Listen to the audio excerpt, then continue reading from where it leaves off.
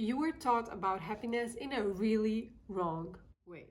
Welcome to my channel. I hope you enjoy our little chat today about happiness and how striving for happiness is probably keeping you stuck. In our society, we talk about happiness like it's the ultimate goal. We grew up in this culture where every single story ends with and they lived happily ever after.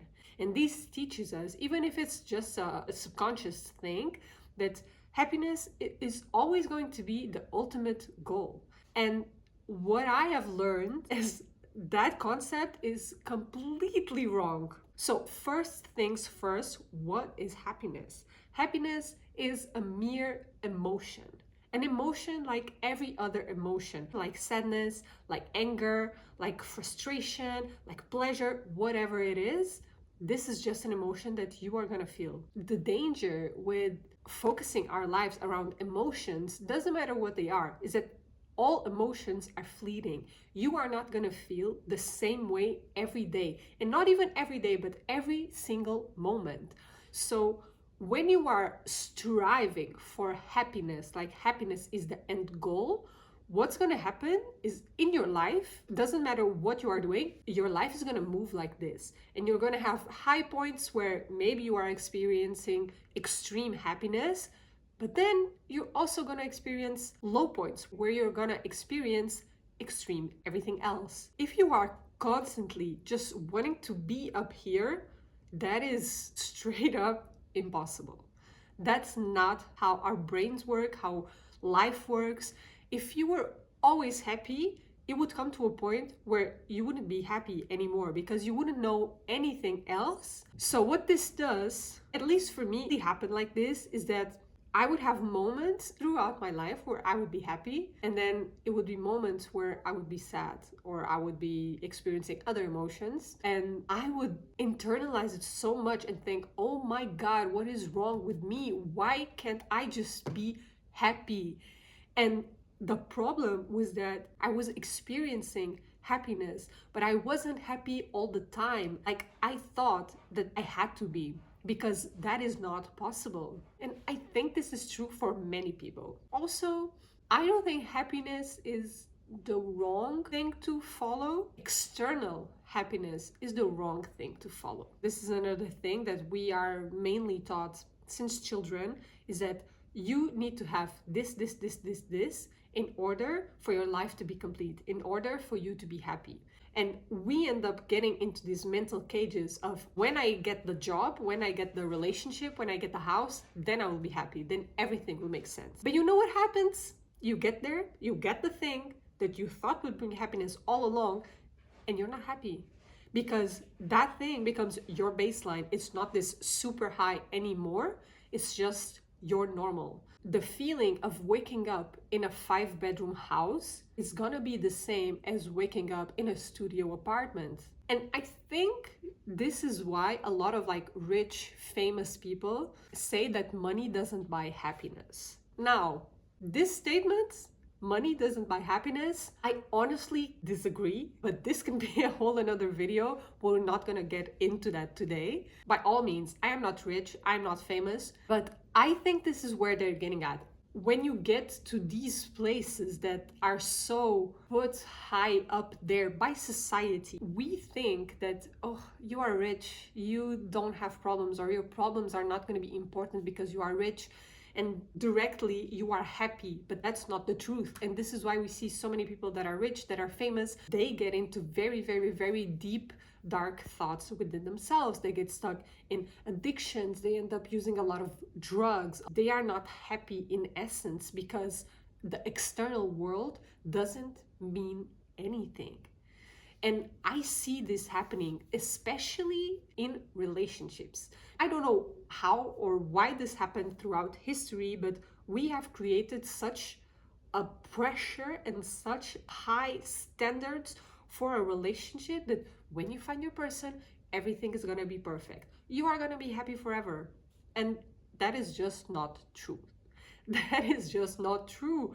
And when you get into a real healthy relationship and you notice, this relationship maybe has some problems, maybe has some moments where we are fighting, or we are not seeing eye to eye, or we are not so happy with each other every day. We are not madly in love like we were in the beginning, like a couple of years in.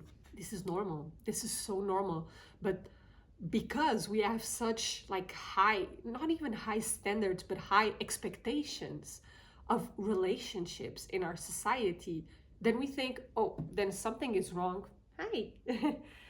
Something is wrong with me, something is wrong with my relationship, when that's not true at all. I think that ultimately this is why a lot of relationships fail, and this is why a lot of us feel unfulfilled.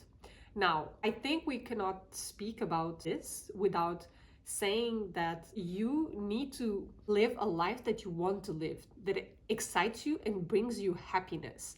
So I'm not saying stay stuck in that job that you hate or in that relationship that you hate, because happiness is a lie. This is not what I'm saying at all.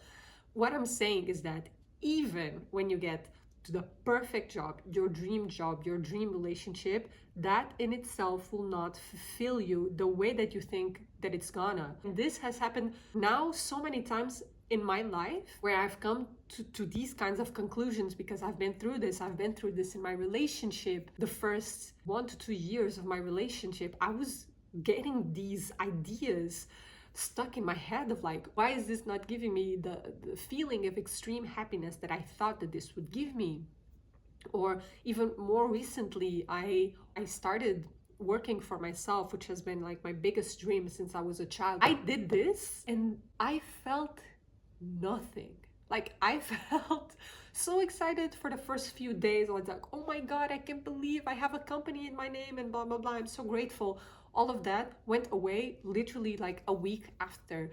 And it led me to having a breakdown, a mountain breakdown, because it really made me confront all of these things that I am talking about today, of really, this doesn't change anything. And I was putting so much pressure in this external thing, bringing me the feelings that I didn't have yet, that when I achieve this, there is no way possible that this can even give you what you are seeking, because we fantasize things so much in our mind that when reality comes and it hits us, it's hardly ever the thing that we expected it to be. I truly, truly believe that peace and contentment are the ultimate goals in life, especially peace. Because at the end of the day, when you lie in your bed at night before you go to sleep, are you at peace with who you are? Are you at peace with the decisions that you made, with the actions that you had,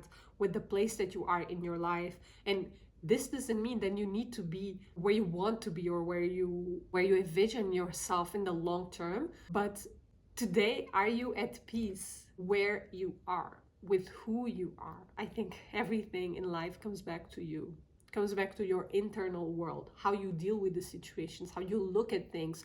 Because me and you can be going through the same exact situation. Maybe we were both fired from our jobs today. I can look at it as, this is the worst thing that has ever happened to me. Whether you can look at it and be like, no, this is sick. This is one of the best things that has ever happened. Now I can find a better job, another job where I make more money, where I'm more fulfilled, where I'm closer to my house, whatever it is. And this is exactly the same situation, but we are both looking at it from completely different points of view. Ultimately, you are the only thing that is gonna dictate whether you are happy, whether you are fulfilled, whether you are at peace or not. People experience such different things around the same thing. For some people, having a family, like having kids, is the best thing that has ever happened to them. It's the thing that fills them, that brings them peace, that brings them happiness in a way. For other people, it's completely the opposite. Even the thought of having kids, oh my God, is horrible. They don't want it. And having kids is just this neutral thing, but then each person puts their own meaning and their own weight in it, basically. Looking at happiness as the end goal, as the focus of your external life, putting it so out of reach for yourself as like this big thing that you need to conquer is ultimately not going to bring you that specific happiness that you are seeking. This is also something important to state. I think our goals are going to change throughout our life.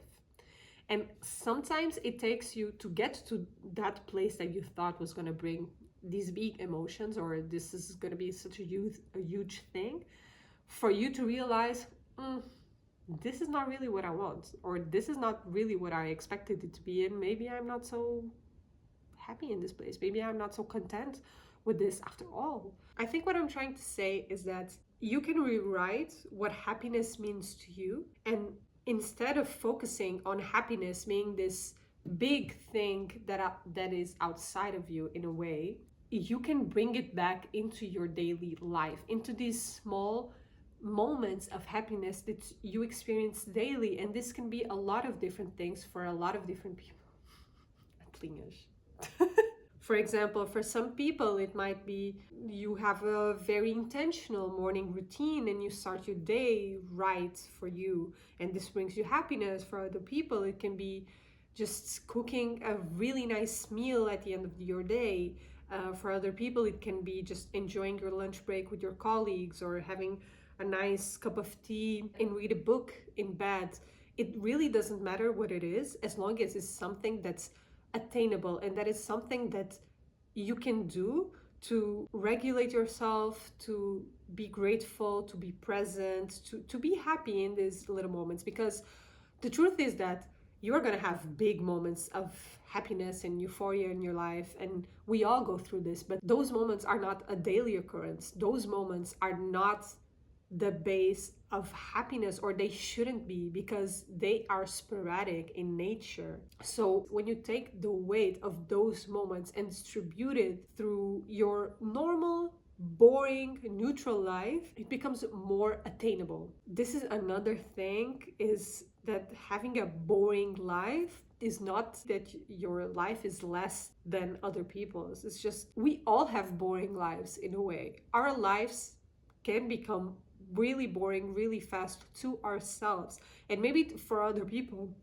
they can look at your life and you are living the dream in their eyes for some reason, maybe because you have kids, or maybe because you have a partner or a house, or you are living abroad, or whatever. But for us, novelty wears out so fast, and the more that you focus on that feeling of novelty, of constantly having to do more or do different or be different or this or that, I really personally believe that it takes away from your overall happiness and for your overall contentment. And this is honestly my problem with a lot of self-development content online, is that it gets you stuck in this loop of constantly pursuing, constantly wanting more and getting more, and you need to be more, you need to have more, you need to be this, you need to be different. And this is so exhausting. What I see online is that, okay, you want this, okay, you achieve it, wow, this is so perfect, but look at this, a new goal just popped out, and this version of you is going to be better. So okay, you can walk, go in there, oh okay, this becomes normal now, this version of yourself is not new anymore. So what you need, another version of yourself that you need to conquer in order to be happier, in order to be more fulfilled, in order to be always more outside of yourself. And this is not to bash like self-development content or anything like that. I love self-development. I have been so many different people in my life already, and I love it. But if you are on that loop, you need to be real with yourself and ask yourself, why am I doing this? Am I doing this because this is truly something that excites me, that I love, that brings me peace, that brings me contentment? Or am I doing this out of lack? That's the thing. Honestly, in my life, I've been now in this journey of changing my mindset around happiness for a while now, and it's ironic, but the more that I've done this and focused less on being happy, the happier that I have become, because I am nurturing happiness in small daily ways rather than attaching it to external outcomes. So I'm gonna end the video here, because as always I talked way too much. But let me know in the comments what your opinions on this are, if you agree with this or not, how you relate to happiness in your daily life. I hope this video can give you some things for you to reflect on and think about. As always, thank you for hanging out with me today, and I see you next time. Bye!